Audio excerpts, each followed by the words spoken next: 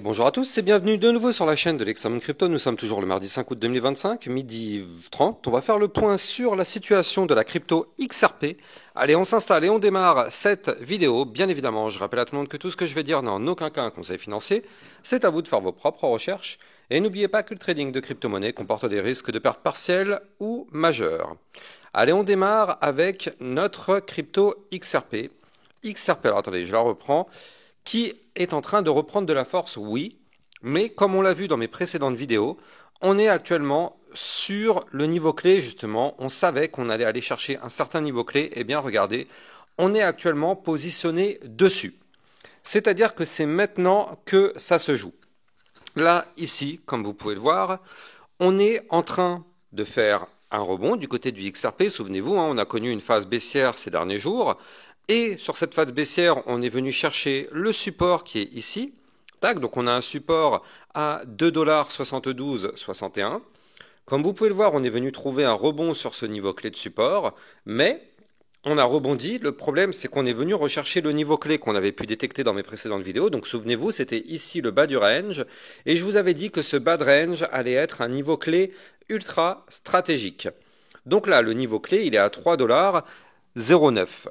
Si on arrive à récupérer ce niveau clé, pourquoi j'expliquais que c'est un niveau clé stratégique?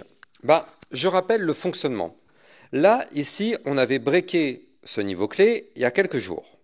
C'est vrai, on l'avait breaké ici, c'était le 31 juillet.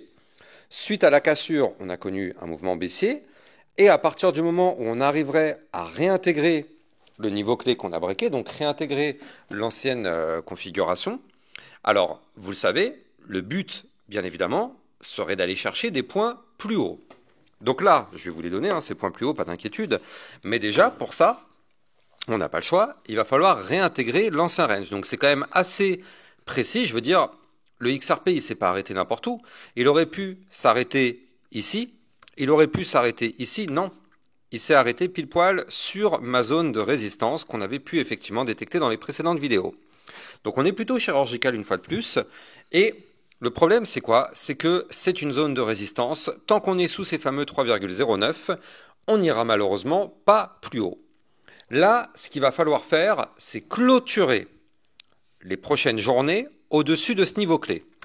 Pourquoi je parle de clôture? Parce que là, comme vous pouvez le voir, il y a écrit One Day ici, un jour. On est en vue jour. Donc il faut toujours attendre l'échelle de temps donnée. Donc on est sur une échelle de temps de 1 jour. Il faut attendre une clôture 1 jour pour valider la réintégration. Or, pour l'instant, on est en dessous. C'est pas parce que, par exemple, j'en sais rien, je dis des conneries, mais ça se trouve, dans une minute, on sera ici. Mais si, par exemple, dans une minute, on monte, on va ici, mais qu'on clôture la journée ici, est-ce qu'on aura eu un breakout? Pas du tout. Est-ce qu'on aura eu une réintégration? Pas du tout. Ce qui nous intéresse, c'est la clôture. On veut absolument clôturer la journée à l'intérieur de cette zone-là. Et effectivement, si on arrive à le faire, bien sûr, le but serait d'aller chercher des points plus hauts, notamment les 3,2041, puis l'autre résistance à 3,3496, avant de retourner rechercher ici notre résistance qui nous avait rejeté sur le top trouvé fin juillet à 3,5510 $. Donc là, on est sur un point pivot, vous l'avez compris, sur un point pivot sur lequel effectivement ça va se jouer. C'est du qui ou double. Soit on arrive à réintégrer, soit, étant donné que c'est une résistance, on peut très bien se faire rejeter. Bien sûr, ça vous le savez, tout dépend du Bitcoin. Il suffit que le Bitcoin se mette à chuter pour que tout le marché crypto, bien évidemment, chute avec le Bitcoin. Ça, vous connaissez la musique. Maintenant, là, le Bitcoin, pour l'instant, ça va. Il se porte plutôt pas trop mal. Il a pour l'instant mis en stand-by sa phase baissière, donc c'est plutôt pas mal pour les altcoins. Donc, soit on réintègre et c'est une bonne nouvelle, soit on se fait rejeter, mais même si on se fait rejeter, est-ce que ce serait une mauvaise nouvelle? Non, pas vraiment. Si on se fait rejeter, regardez ça. Tant qu'on est au-dessus maintenant du dernier point bas, et le dernier point bas, il est ici à 2,7674 $, tant qu'on est au-dessus de ce niveau clé, on a l'espoir de former une figure chartiste en double bottom pour aller chercher des points beaucoup plus hauts. Donc, est-ce que c'est grave en soi? Non. Alors avant de continuer, je rappelle que vous pouvez rejoindre effectivement la communauté dans le nouveau jeu Lexa Predict. Donc c'est le jeu que j'ai mis en place effectivement il y a quelques jours. Vous pouvez rejoindre la communauté pour venir tous les jours faire une prédiction sur la hausse ou la baisse du Bitcoin. Et puis le lendemain, on fait le bilan, on regarde si effectivement la prédiction était bonne ou pas, ça permet de gagner des points et ça permet aussi de monter ou descendre dans le classement, bien évidemment. Donc effectivement, n'hésitez pas à venir rejoindre ce petit jeu, c'est 100% gratuit. Et en plus de ça, vous allez avoir tout un système de questions, des duels, on appelle ça. Effectivement, vous allez pouvoir tous les jours défier d'autres adversaires, gagner des récompenses en fonction des victoires ou des défaites. Bref, le jeu est totalement gratuit. Vous avez le lien en description de vidéo. Sinon, vous allez sur Google, enfin pas directement, vous tapez l'URL lexa-predict avec un s.fr et vous allez tomber sur le jeu. Allez, on retourne dans notre partie d'analyse technique. Donc là, effectivement, ce serait pas plus mal au final d'avoir ce double bottom ici, vous le voyez. Ce serait vraiment pas plus mal. Parce que si on arrive à faire ce double bottom, c'est-à-dire que si on arrive à descendre un petit peu, je rappelle la musique, la règle, pardon, mais là, vous connaissez la musique, pardon, c'est ça que je voulais dire, je m'embrouille dans mes mots. Alors, là, vous savez que si on veut monter, il faut savoir accepter de descendre. On ne monte pas sans avoir une baisse. Donc, là, si on veut monter, je préfère vous prévenir, on ne va pas monter comme ça en one shot, tout simplement. Non, non, non. Si on veut monter, on va devoir chuter un petit peu. C'est-à-dire que cette résistance qui est là, il faut absolument qu'elle nous rejette. C'est fou de dire ça, mais on n'a pas envie de casser cette résistance tout de suite. On n'a pas envie. Il faudrait qu'on se fasse rejeter, qu'on chute et qu'on aille rebondir sur les supports, donc les 2,8312 et le fameux dernier point bas, ici que je vous avais donné tout à l'heure, les fameux 2,76 comment c'était 2,76 non 2,7730. Donc là, effectivement, ce serait en tout cas le scénario idéal de venir retrouver un rebond sur un de ces deux niveaux clés pour se relancer pleinement sur le XRP. Je rappelle que si on arrive à faire ça, grâce à la force du pattern en double bottom, ça nous permettrait potentiellement de breaker la résistance, mais surtout d'aller rechercher des points plus hauts.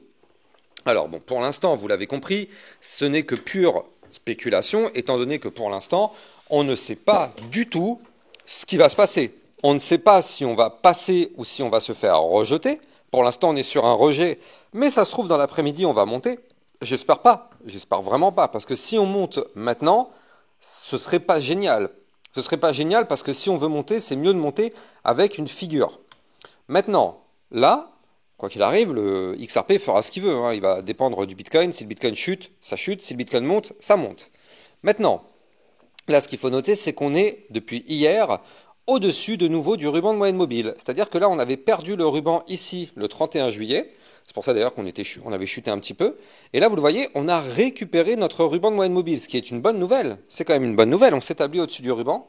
Donc là, on risque de graviter entre deux niveaux clés. Le haut du ruban à 3,0244 et la fameuse résistance que je vous avais donnée tout à l'heure, le bas du range à 3,09 $.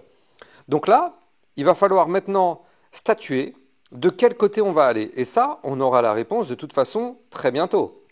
Ça m'étonnerait qu'on reste pendant des semaines et des semaines dans cette même configuration. Là, on ne va pas galérer pendant des semaines et des semaines ici. Ça va se passer dans les prochains jours. Soit on casse la résistance, on monte, soit on se fait rejeter et on descend. Mais ça m'étonnerait qu'on gravite entre ces deux niveaux clés qui sont vraiment très proches, pendant longtemps. Ça m'étonnerait vraiment. L'autre bonne nouvelle, et ça c'est quand même une très bonne nouvelle, c'est quand même que là, vous le voyez ici, on a ce momentum MACD. Alors bien sûr, il est contrôlé par les bears, et c'est toujours le cas d'ailleurs, regardez, il est toujours parfaitement contrôlé par les bears. Mais la bonne nouvelle, c'est quoi? C'est que vous le voyez, depuis maintenant 3-4 jours, là, on est sur une phase décroissante. Et ça, vous le savez, le fait qu'on soit sur une phase décroissante, ça veut dire que les bears, petit à petit, sont en train de perdre le momentum jusqu'au moment où on aura le cross-bull, et dans ce cas-là, ce seront les bulls qui auront repris la main et qui vont essayer de faire remonter le cours. Donc pour l'instant, attention, ce sont toujours les bears qui sont dans le contrôle. Même si ce contrôle, ils sont en train de le perdre petit à petit, mais ils sont dans le contrôle. Maintenant, ce ne serait pas surprenant que dans 4-5 jours, là, vous le voyez, vu qu'on est sur une phase décroissante, peut-être que dans 4-5 jours, ça y est, les bulls vont reprendre la main, on va surveiller tout ça. D'un point de vue RSI, il y a aussi une autre information qu'il va falloir surveiller. Cette information, elle va être quand même assez importante. Alors, elle se passe ici, je vais vous expliquer ce que c'est, mais je rappelle qu'avant, vous pouvez trader cette crypto-monnaie sur Bybit Europe, la nouvelle plateforme de trading européenne, sur laquelle vous allez pouvoir utiliser mon lien de parrainage pour vous inscrire et faire un dépôt. Plus votre dépôt sera élevé, plus le bonus sera élevé, jusqu'à un maximum de 5030 $ de bonus. Et il va falloir faire au moins un trade pour que effectivement vous soyez éligible. N'hésitez pas, vous avez le lien en description de cette vidéo. Et je rappelle que c'est une plateforme qui a obtenu les agréments MiCA, PSAN, donc aucun problème de fermeture sur cette plateforme. Elle est validée en Europe et même en France. Donc là, le lien est en description de vidéo. Donc du côté du XRP, vous le voyez ici, on a peut-être un joli cross-bull qui se prépare. Là, c'est-à-dire que du côté du RSI, on est actuellement à 53, parfait. Et là, vous le voyez, on est à 2 doigts de repasser au-dessus de la ligne jaune. Or, quand on perd la ligne jaune, en général, c'est pour chuter. Et c'est exactement ce qui s'est passé ici. Vous le voyez, on a gagné la ligne jaune, on a pump.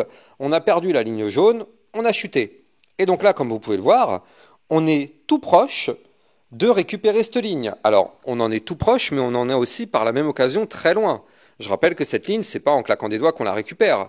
Donc, il va y avoir une bataille. Bizarrement, ça se passe exactement sur mon point pivot. Comme quoi, vraiment, le trading, c'est ultra chirurgical. Il faut vraiment prendre soin de dessiner ces niveaux clés de façon hyper précise pour qu'on ait vraiment une vision très concrète. Regardez, ici, on est sur un point pivot parce qu'on sait qu'on doit récupérer le bas du range. Et ben bingo, ça matche parfaitement avec le RSI qui est lui aussi sur un point pivot.